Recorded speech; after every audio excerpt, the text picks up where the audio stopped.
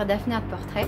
Donc aujourd'hui je vous propose en fait une vidéo qui va vous parler des top 5 des couleurs que je préfère, enfin que j'utilise de façon quasi systématique dans ma palette pour la réalisation de mes portraits. Donc il est évident que chacun a une couleur de peau différente, il est évident que selon la luminosité, selon l'éclairage, selon aussi les effets que l'on souhaite obtenir, on va avoir une couleur de peau qui va être différente. D'autant que la peau n'est pas unie, il y a des jeux de lumière, il y a des rougeurs à certains endroits, des imperfections, des rides, toutes sortes de choses. Donc prenant en compte toutes ces variantes, il y a quand même, pour ma part en tout cas, des invariables au niveau des couleurs pour la fabrication donc, de la couleur de la peau et puis même aussi des cheveux, des yeux, etc. Bon. Alors j'ai décidé aussi de mettre de côté le blanc et le noir, étant donné que ce sont des couleurs qui à mon avis sont assez essentielles dans une palette. Donc le blanc, vraiment l'indispensable de l'indispensable. Le noir, il y en a beaucoup qui ne l'utilisent pas ou qui fabriquent, on va dire, leur noir à eux. C'est vrai que le noir en soi est une couleur un petit peu particulière puisque c'est pas vraiment du noir, mais disons que moi j'utilise le noir, mais rarement brut, toujours mélangé souvent à du bleu. Oui, ou alors souvent toutes les teintes de gris aussi m'aident énormément dans la réalisation de mes portraits. Donc j'ai mis de côté le blanc et le noir pour pas m'enlever, parce que sinon ça, sur 5 couleurs il en restera plus que 3. Donc la première couleur que j'utilise vraiment tout le temps, ça c'est invariable, c'est la terre de sienne brûlée. La terre de sienne brûlée est une couleur de terre qui est assez claire, que quand on mélange à du blanc, eh bien on obtient un beau marron rouge très chaud, et cette couleur est vraiment très pratique pour la fabrication de la couleur de la peau, parce qu'il suffit un tout petit peu de rajouter du rose dessus. Alors le rose, je reviens à ma deuxième couleur, je viendrai après. Donc avec, on va dire, un rose très clair, va permettre tout de suite d'obtenir une teinte assez proche des peaux blanches, des peaux caucasiennes. Voilà. Alors la deuxième couleur que j'utilise justement, c'est la laque de Garance, que je mélange très légèrement, enfin plutôt que je prends une toute petite goutte de laque de Garance avec du blanc, et là vous obtenez un rose poudreux, un rose magnifique qui permet justement de rosir un petit peu les joues. Bien sûr ça va dépendre de la photo que vous allez faire, mais en tout cas cette couleur est assez lumineuse et je dois dire qu'elle est vraiment très pratique. Voilà. Alors ma troisième couleur, eh bien c'est du brun Van Dyck, ou alors on peut le remplacer par une terre de sienne, par une terre d'ombre brûlée ou terre d'ombre naturelle. En tout cas c'est un brun foncé, donc c'est soit un des trois, mais bon souvent c'est du Van Dyck que je prends. J'aime bien cette teinte. Celle-ci me permet en fait de faire les rides, de faire les traits du visage, de faire les racines des cheveux, de faire le contour des yeux, de faire toutes les parties un petit peu foncées, et puis avec l'éclaircissement, donc avec le blanc, on peut aussi avoir des ombres incroyables. La quatrième couleur que j'utilise, eh bien c'est souvent du bleu outre-mer, qui me permet justement de faire des ombres, de faire aussi la couleur des yeux, mais bon souvent c'est pour les ombres, et je le mélange donc justement avec du noir, pour faire par exemple certaines teintes de cheveux. Donc c'est quasi systématique que j'utilise cette couleur là. Et enfin, la dernière couleur que j'utilise quasiment systématiquement, eh bien c'est de la terre de sienne naturelle.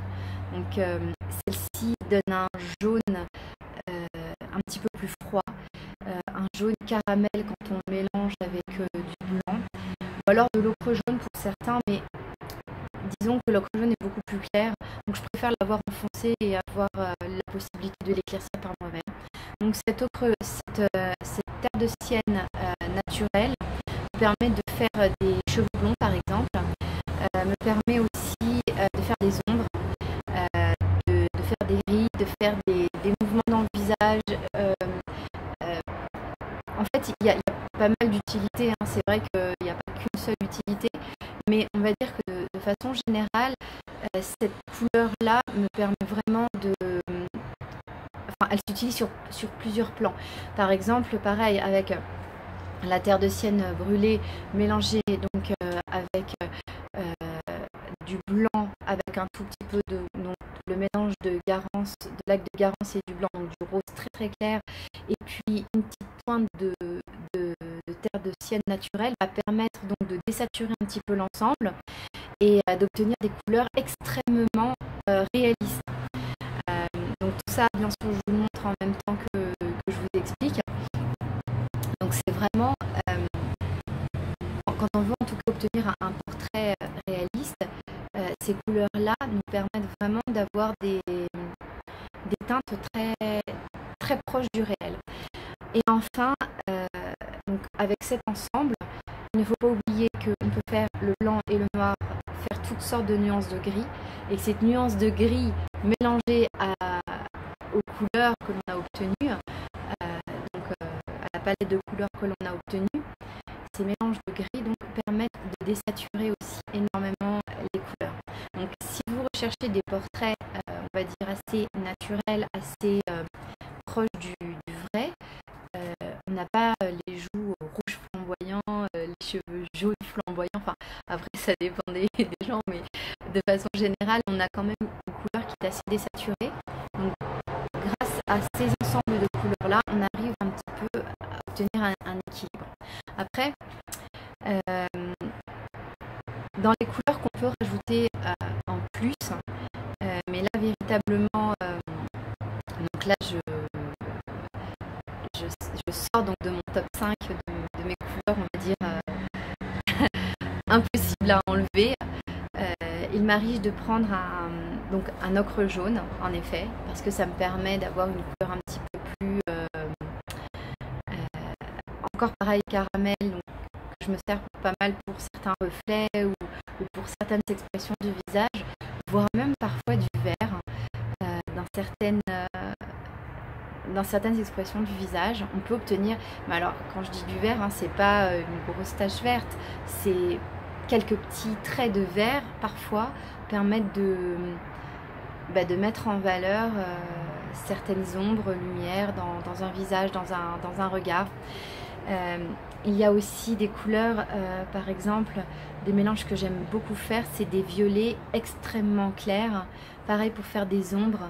Vous savez, par exemple, quand on regarde de profil et puis il y a sur l'arête du nez une touche de lumière, et bien ça, par exemple, au violet extrêmement clair. Donc, je vous montre là ici une photo d'un portrait que j'ai réalisé où il y a cette couleur-là. Et ça fait quelque chose d'assez réaliste. Pareil aussi sur les cheveux, ça peut permettre de faire des reflets sur des cheveux bruns ou vraiment des cheveux noirs. Ça permet bien d'avoir cet effet-là. Sur une barbe aussi, il peut y avoir des éléments violets, roses, clairs quand on va avoir des effets de lumière sur une barbe, sur tout ce qui est chevelu. Donc ça marche très très bien. Voilà. Et puis pour les lèvres, c'est souvent la laque de Garance mélangée aussi à toutes sortes de couleurs brunes, brun, de terre, qui permettent en fait d'obtenir des reflets et des couleurs assez naturelles. En fait, ce qu'il faut se dire, c'est que c'est tout un ensemble de mélanges de couleurs dispersés et certainement pas uniformes qui créent le mouvement dans le regard et le réalisme dans un portrait humain. Voilà. Donc voilà, écoutez, je pense que j'ai fait le tour. N'hésitez pas à me poser des questions si vous en avez. N'hésitez pas non plus à vous abonner, à liker cette vidéo, à la partager. Et donc je vous souhaite à très bientôt. Voilà, au revoir.